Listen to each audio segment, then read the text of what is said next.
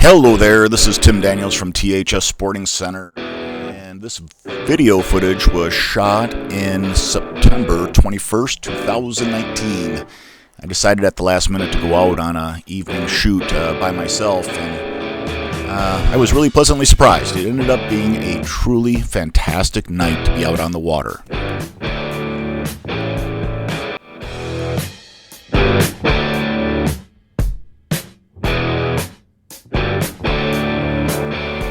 You know, personally, if your first shot of the night is right on the money, it's usually going to be a good night.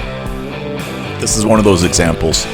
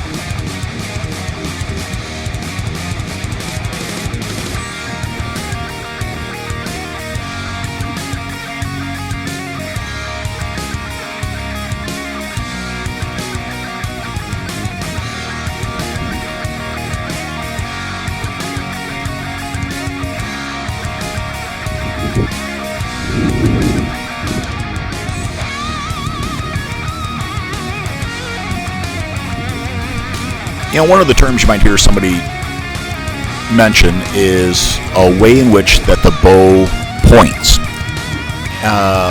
Basically, it's the ease of aiming a bow, or the ability of the bow to throw an arrow in the direction you are aiming.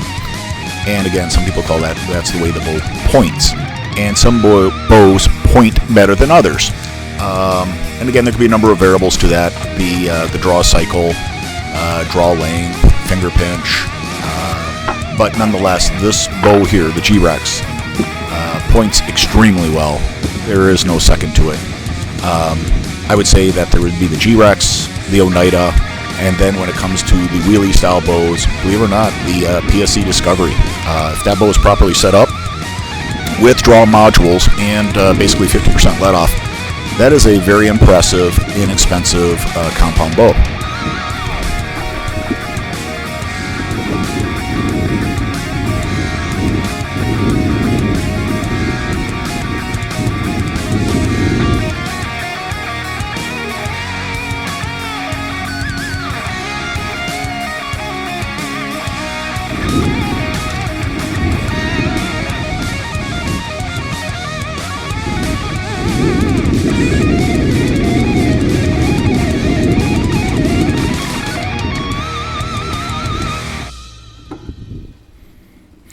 By the way, this is something I do when the opportunity presents itself. I have my trolling motor, which is the longer shaft Minn Kota Trova, and I have it fully depressed or down all the way. And this just holds me in place in this really soft bottom here. And after I get done shooting fish or taking a break or whatever it may be, then I just raise the motor back up and it sort of frees me up. This is something I want to do with like a rocky surface or anything like that. But when it's a nice smooth bottom, there's not much going on as far as wind or current, it's a great way to hold you in place and take a break, especially if the fish are coming to you.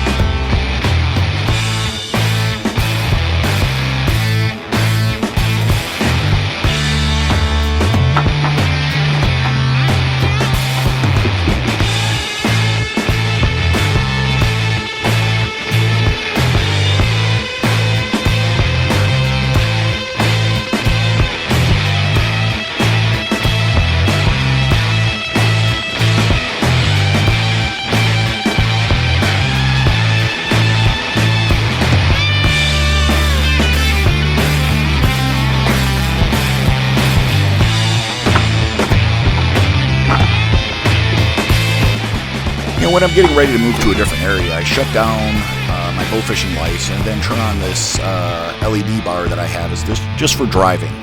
And it's a greenish yellow light shining down at about a 45-degree angle. It's a single row LED bar. There's two of them. And it's a great way to travel through canals and areas where you still have a little bit of rocks, perhaps, or hazards, and just see where you're going.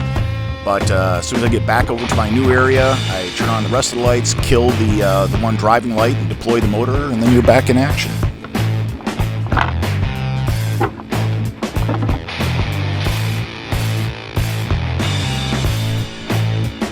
The reel that I'm shooting is the Megamouth, and I'm shooting that from or with my G-Rex. The Megamouth factory line seems to be okay. And then I shot some aftermarket line that was 200-pound line, and I believe it was a 8-braid line. It was slightly better. Basically, you look for how stiff the line is or how flexible the line is. I believe that, the more flexible the line is, the easier it spools off. I also spray mine down with silicone.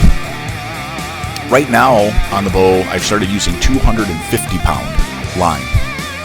The fish that you see right there is about a 2.5-pound gizzard shad, which is a really huge gizzard shad. My best has been about 3.3 pounds.